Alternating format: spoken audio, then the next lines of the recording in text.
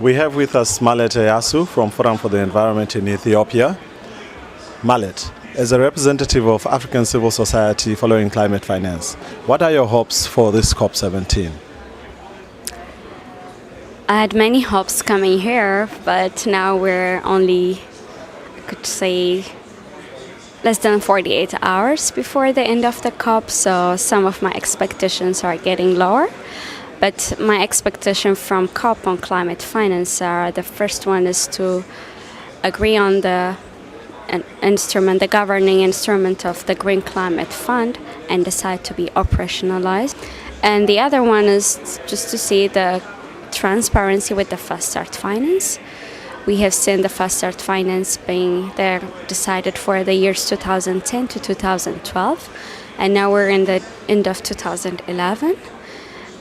So for developed countries have submitted their reports on what they have done on the year 2010 and some of them on 11, but it has not been in a very common reporting format, which has been very difficult for countries to see how much the money has gone to which countries and what are the projects, and just to see the adaptation and mitigation component, and whether that's on a grant or a loan format, and whether that money is new and additional. So a decision on the transparency or on a common reporting format is very important. And also the other one is, as I have said, we are in the end of 2011, and the Fast Start commitment is only till the end of 2012.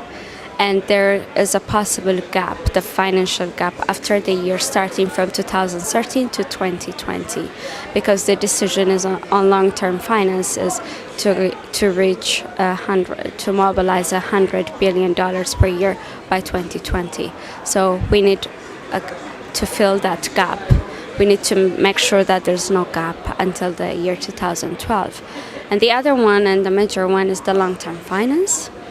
The sources of finance to reach 2020, to reach the 100 billion target, which is still not adequate, is not being clearly discussed here. Most developed countries are saying, no, we can decide whichever source we'll be using to mobilize the fund. But it should be discussed here, and with the time remaining here, we'll not be discussing through all the different sources here, but at least agree on a work program so that we can reach a concrete decision by COP18. What can the Green Climate Fund do for the countries of sub-Saharan Africa and the poorest, most vulnerable countries and their peoples? Yes. As we know, the sub-Saharan Africa, and also I could speak for my country, at least for Ethiopia, we're the most vulnerable, and the climate change is not happening in the future for us. All the impacts are being felt by us, by Ethiopians, and also, you can say, the Horn of Africa. We can talk about the drought in the Horn of Africa currently. So there's lots of impacts that have been being felt. The rains are not coming anymore in the time they should come, and even if they come, it will be heavy rain, which causes floods, which is very problematic for us. So for us, a priority is adaptation.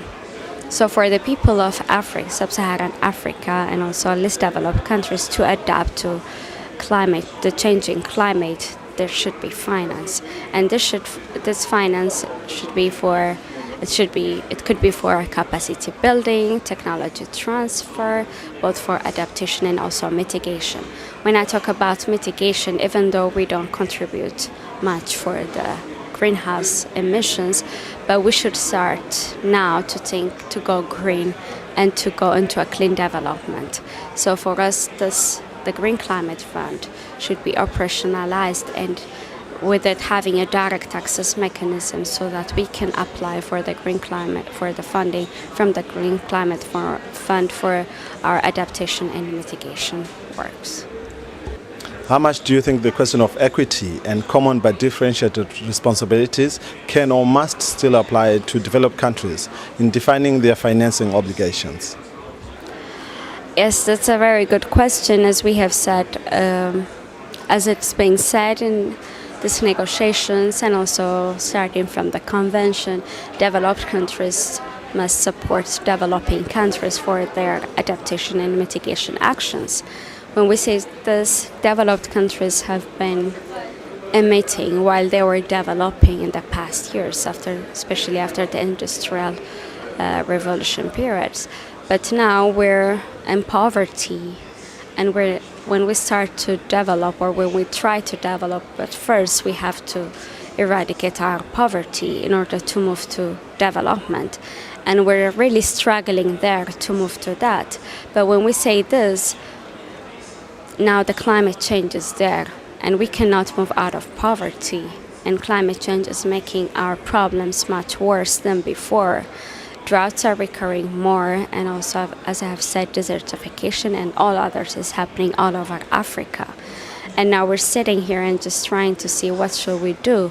So this financial support from developing countries is a must, because we're being faced by the challenge of climate change.